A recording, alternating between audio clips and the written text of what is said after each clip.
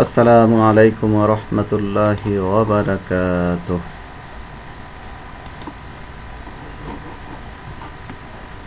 আমি মোহাম্মদ আব্দুর রশিদ, সহকারী শিক্ষক, দাউদকান্দি আদর্শ উচ্চ বিদ্যালয়। আজ আমি বাংলাদেশ উন্মুক্ত বিশ্ববিদ্যালয় পরিচালিত এসএসসি প্রোগ্রামের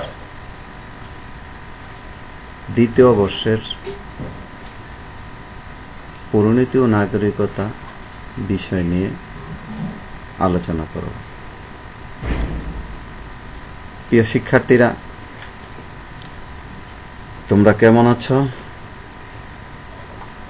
আশা রাখি তোমরা মহান আল্লাহ তাআলার কৃপায় ভালো আছো। অনেক দিন হয়েছে তোমরা ভর্তি হয়েছ। আমরা করোনার কারণে ক্লাস আরম্ভ করতে পারিনি, তো দীর্ঘদিন পরেও হলো মহান আল্লাহ তাআলার রহমতে আজকে আমরা অনলাইনের ক্লাস শুরু করলাম।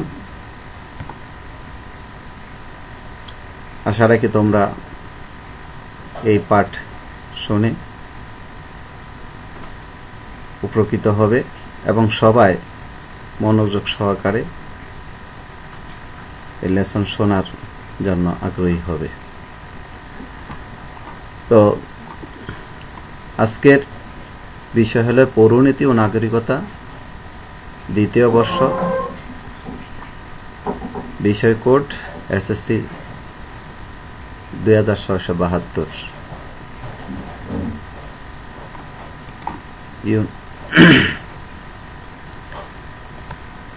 এই পাঠে আমরা জানব নাগরিকতা, পরিণতি ও নাগরিকতা কি বা কাকে বলে। জানব সমাজের সাথে পরিণতির কি সম্পর্ক। এই পাঠে আরো জানবো আমরা পরিবার সম্পর্কে, পরিবার কি, পরিবার কত প্রকার ও কি কি, এবং রাষ্ট্রের উৎপত্তি সম্পর্কে আজকের পাঠে আমরা আলোচনা করব।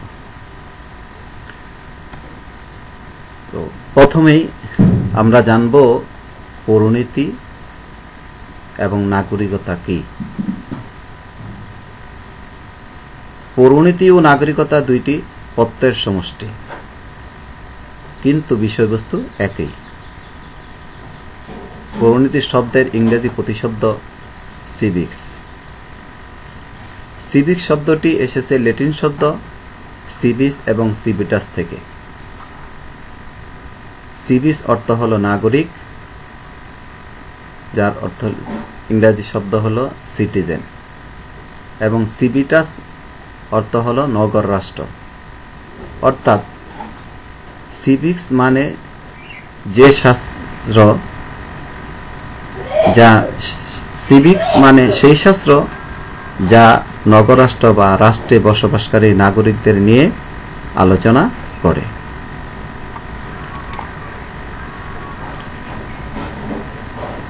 পারিভাষিক অর্থে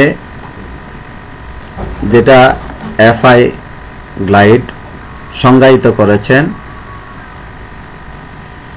যে সকল অভ্যাস, প্রতিষ্ঠান, অভ্যাস, কার্যাবলী ও চেতনার দ্বারা মানুষ রাষ্ট্রীয় বা রাজনৈতিক সমাজের প্রতি দায়িত্ব কর্তব্য পালন করে এবং অধিকার ভাগ করতে পারে, তার অধ্যয়নই হলো পরিণতি।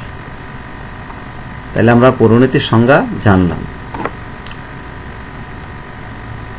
পরিণতি যখন নাগরিক জীবনের সাথে সম্পর্কিত বিষয়গুলিকে প্রাধান্য দিয়ে আলোচনা করে, তখনই তা পরিণতি এবং নাগরিকতা।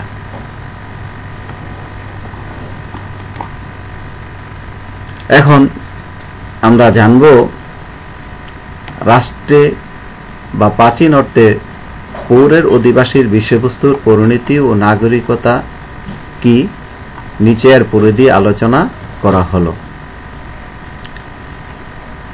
নাগরিকতা সম্পর্কিত বিষয়।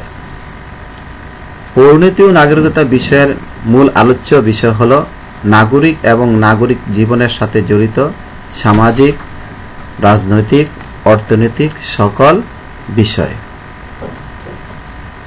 2.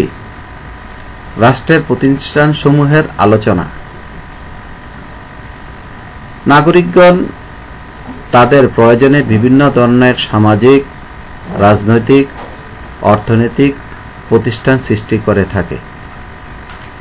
ভবিষ্যতে আর কি ধরনের প্রতিষ্ঠান প্রয়োজন হতে পারে, বিদ্যমান প্রতিষ্ঠানগুলোর পরিচালনা ও কার্যাবলী এবং প্রতিষ্ঠানগুলোর সাথে রাষ্ট্র ও নাগরিকের সম্পর্ক সবকিছু পরিণতি এবং নাগরিকতা বিষয়ে গুরুত্ব দিয়ে আলোচনা করা হয়। 3.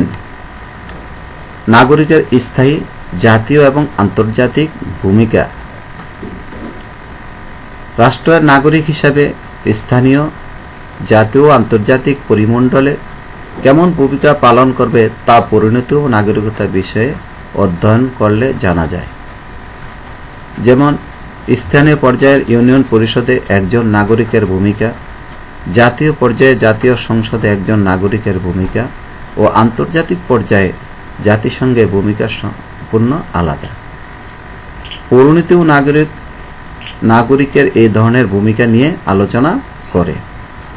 নাম্বার 4, নাগরিকের অতীত, বর্তমান এবং ভবিষ্যৎ।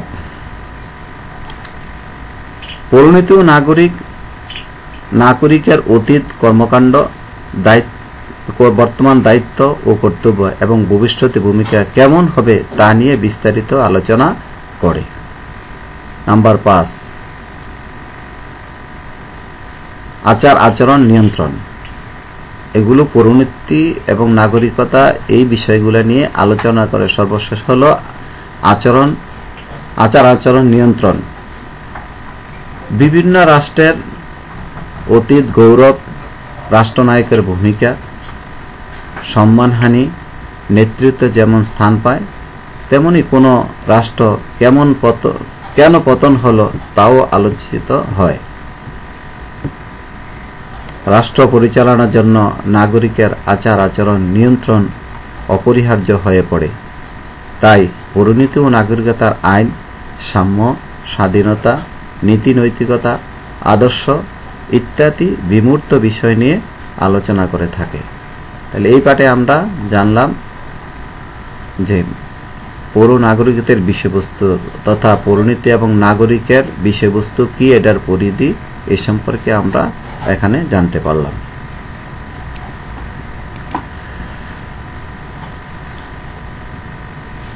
এরপরে আসলো পরিবার। পরিবার কি, পরিবার কত প্রকার ও কি কি সেই বিষয়ে আলোচনা। পরিবার মানব সভ্যতার সবচেয়ে প্রাচীন এবং চিরন্তন সামাজিক প্রতিষ্ঠান হলো পরিবার। মানুষ সামাজিক জীব। নিঃসঙ্গতা ও একাকিত্ব মানুষের জন্য দুর্বিষহ ও পীড়াদায়ক। তাই মানুষ একাকী বসবাস করতে চায় না।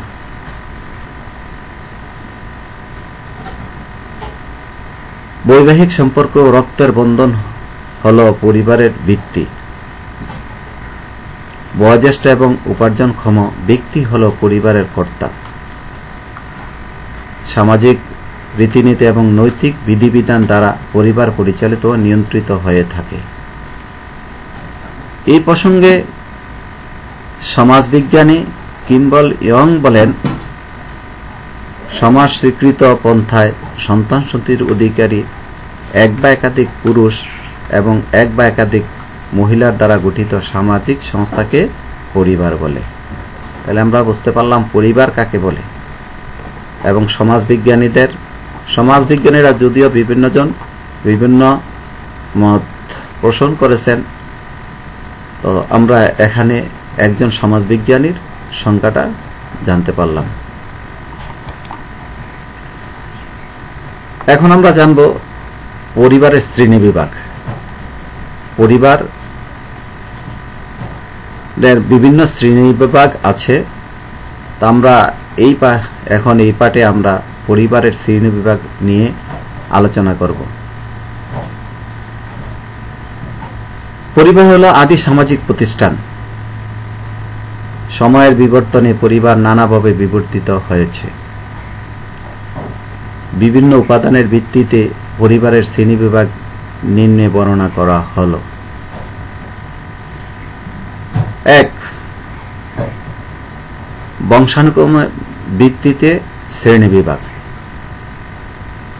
এটা দুইভাবে হইতে পারে, পিতৃতান্ত্রিক পরিবার আরেকটা মাতৃতান্ত্রিক পরিবার। যেই পিতৃতান্ত্রিক পরিবার হলো যেই পরিবারের প্রধান থাকেন পিতা, তাকে বলা হয় পিতৃতান্ত্রিক পরিবার। আর যেই পরিবারের প্রধান হলেন মাতা, তাকে বলা হয় মাতৃতান্ত্রিক পরিবার। তো পিতৃতান্ত্রিক পরিবার যে পরিবারের সন্তান পিতার বংশ হিসাবে গণ্য হয় এবং সন্তানের পরিচয় পিতার পরিচয়ের প্রেক্ষিতে নির্ধারিত হয়, সেই পরিবারকে বলা হয় পিতৃতান্ত্রিক পরিবার। এই ধরনের পরিবারে পিতা এবং বা উপার্জনক্ষম বয়োজ্যেষ্ঠ পুরুষই পরিবারের কর্তা থাকেন। সাধারণত আমাদের বাঙালি আমরা যারা আছি, আমাদের প্রত্যেকটা পরিবারই পিতৃতান্ত্রিক পরিবার। মাতৃতান্ত্রিক পরিবার যে পরিবারের সন্তান মায়ের বংশধর হিসেবে পরিচিত এবং পরিচয় নির্ধারণ হয়, তাকে মাতৃতান্ত্রিক পরিবার বলে। এই ধরনের পরিবারের মাতা বা উপার্জনক্ষম বয়োজ্যেষ্ঠ নারী পরিবারের কর্ত্রী। আসামের খাসিয়া উপজাতিদের মধ্যে এই ধরনের পরিবারের ব্যবস্থা লক্ষ্য করা যায়। অর্থাৎ উপজাতি যারা আছে তারা তাদের মায়ের পরিচয়ে পরিচিত হন, তারা পিতার পরিচয়ে পরিচিত নন। আর সাধারণত আমরা বাংলাদেশে যারা আছি আমরাই পিতার পরিচয়ে পরিচিত হয়ে থাকি। 2. বৈবাহিক ভিত্তিতে শ্রেণীবিভাগ। পরিবারের দ্বিতীয় হলো বৈবাহিক ভিত্তিতে পরিবারের শ্রেণীবিভাগ। এটা আবার কয়েকটা ভাগে বিভক্ত। 1. একপত্নিক পরিবার, বহুতান্ত্রিক পরিবার, বহুপতি পরিবার। একপত্নিক পরিবার যে পরিবারে স্বামীর একজন স্ত্রী এবং স্ত্রীরও একজন স্বামী থাকে, সেই পরিবারকে বলা হয় একপত্নিক পরিবার। অর্থাৎ যেখানে স্বামী স্ত্রী দুজন, তাদেরকে বলা হয় একপত্নিক পরিবার।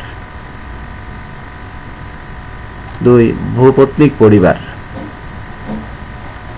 যে পরিবারে স্বামীর একাধিক স্ত্রী একসাথে থাকে, সে পরিবারকে বহুপত্নিক পরিবার বলে। তোমরা ছবিতে দেখতেছ একপত্নিক পরিবারে শুধু স্বামী স্ত্রী। বহুতান্ত্রিক পরিবারে যেখানে স্বামীর সাথে তার একাধিক স্ত্রী, সেটা হলো বহুপত্নিক পরিবার। 3. বহুপতি পরিবার। বহুপতি পরিবার বলতে সেই পরিবার ব্যবস্থাকে বোঝায় যেখানে একজন স্ত্রীলোকের একাধিক স্বামী থাকে।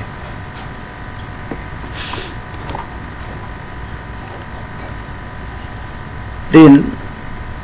কাঠামোভিত্তিক শ্রেণীবিভাগ। কাঠামোগতভাবে পরিবারকে আবার কয়েকটা ভাবে ভাগ করা হয়েছে। 1 হলো একক পরিবার, 2 যৌথ পরিবার, 3 অনুপরিবার। একক পরিবার যখন স্বামী ও স্ত্রী এবং তাদের উপর নির্ভরশীল সন্তান সন্ততিরা একত্রে বসবাস করে, তখন তাকে একক পরিবার বলে।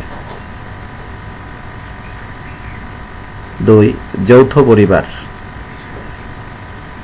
যে পরিবার দাদা দাদি, পিতামাতা ও নাতি নাতনি নিয়ে গড়ে ওঠে, সেই পরিবারকে যৌথ পরিবার বলে। রক্তের সম্পর্কের ভিত্তি হলো যৌথ পরিবার। অর্থাৎ যেখানে সবাই মিলে দাদা দাদি বাবা মা যারা সবাই মিলে একত্রে বসবাস করে, সেটা হলো যৌথ পরিবার। তবে বাংলাদেশে বর্তমানে যৌথ পরিবারের সংখ্যা খুব কমই দেখা যায়, একক পরিবারের সংখ্যাই বেশি। শুধু বাংলাদেশে নয়, বিভিন্ন রাষ্ট্র তা লক্ষ্য করা যায়। 3, অনুপরিবার। অনুপরিবার হলো সেই ধরনের পরিবার যেখানে একজন স্বামী, একজন স্ত্রী এবং তাদের ছোট ছোট ছেলে মেয়ে থাকে। অনুপরিবার হলো পরিবারের ক্ষুদ্র এবং স্বাধীনিক রূপ, যেটা আজকে বর্তমানে প্রায় সব রাষ্ট্রে এটা লক্ষ্য করা যায়। অনুপরিবারের সংখ্যাই বেশি, যেখানে স্বামী স্ত্রী তার সন্তানদেরকে নিয়ে আলাদা আলাদা বসবাস করেন। তো আমরা জানলাম পরিণতি, নাগরিকতা এবং পরিবারের সম্পর্কে। পরিবার আমরা কয়েক ধরনের পরিবারই দেখলাম, পরিবার সম্পর্কে আমরা জানতে পারলাম। তো আমরা এখন সর্বশেষ যে পরিণতির বিষয়ে আলোচনা করব সেটা হলো রাষ্ট্রের উৎপত্তি।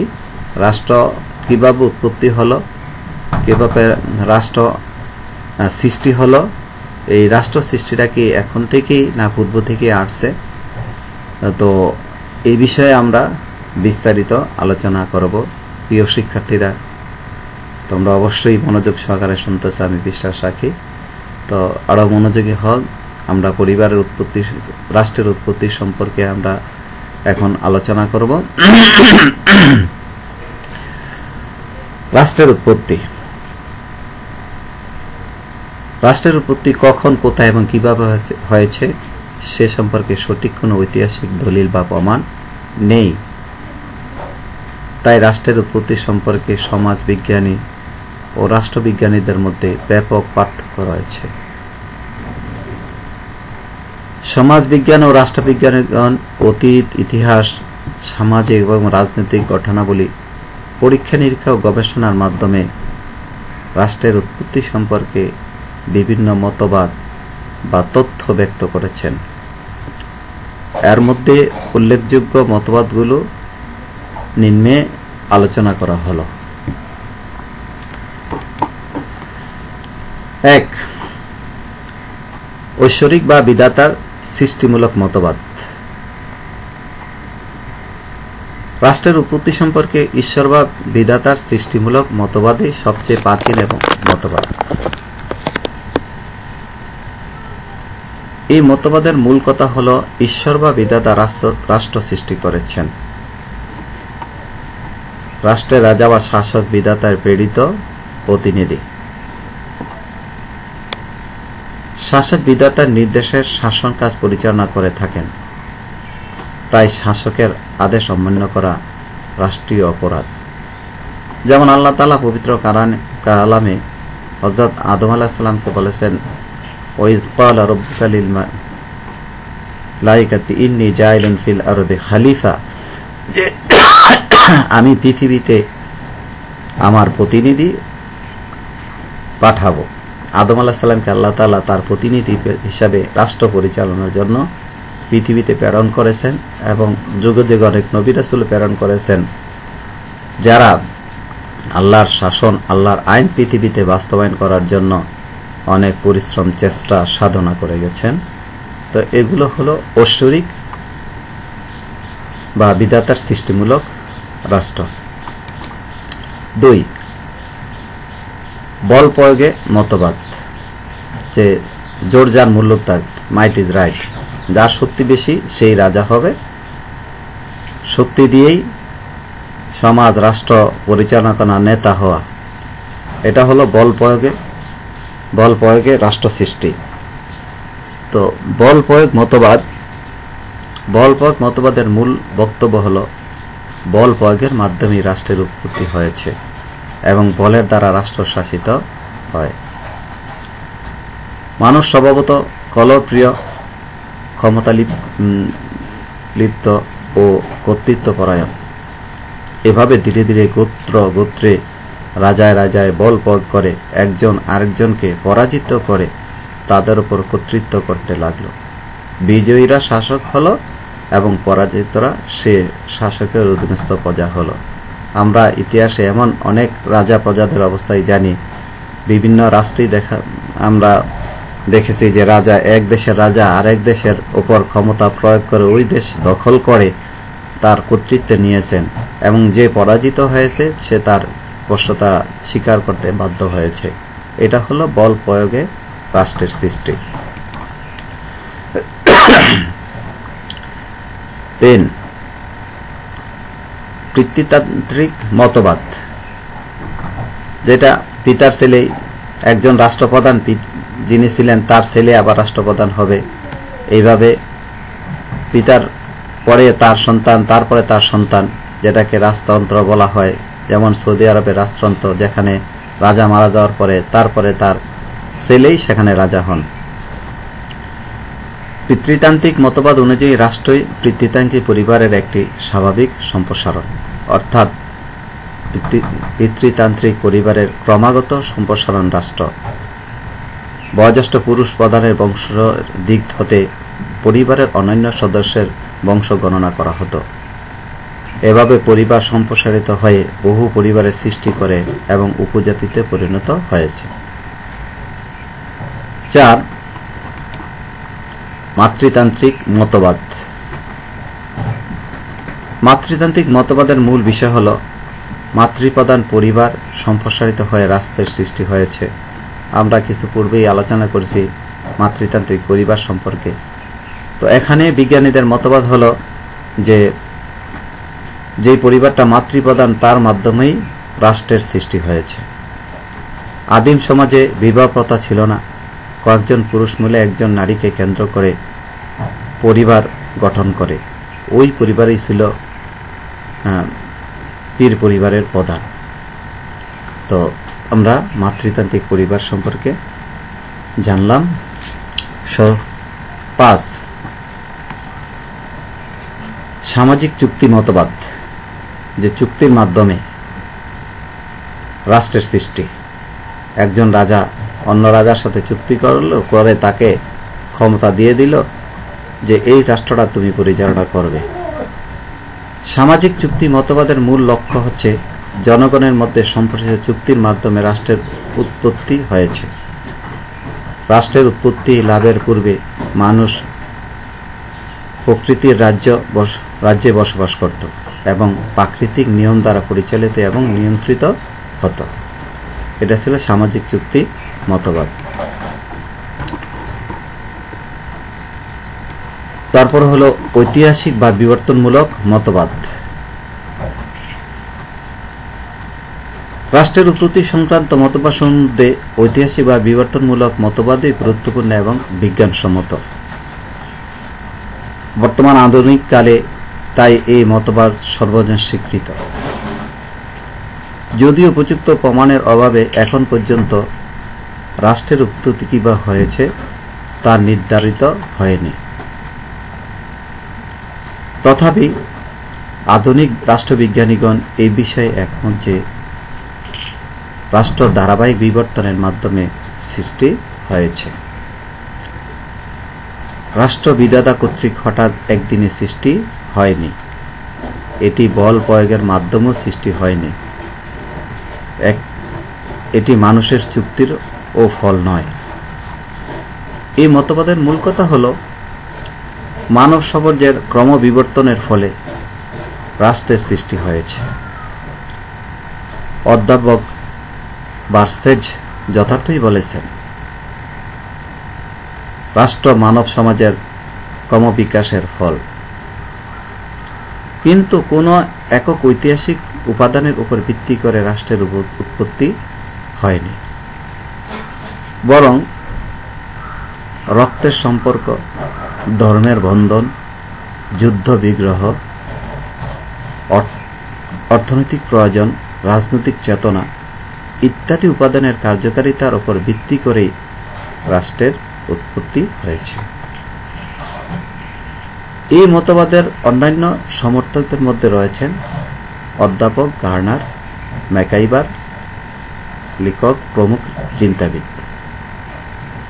তাই রাষ্ট্রের উৎপত্তি কোনো আকস্মিক ঘটনা নয়, বরং বিবর্তনের মাধ্যমে বিভিন্ন উপাদানের কার্যকারিতার ফল। ফলে রাষ্ট্রের উৎপত্তি হয়েছে।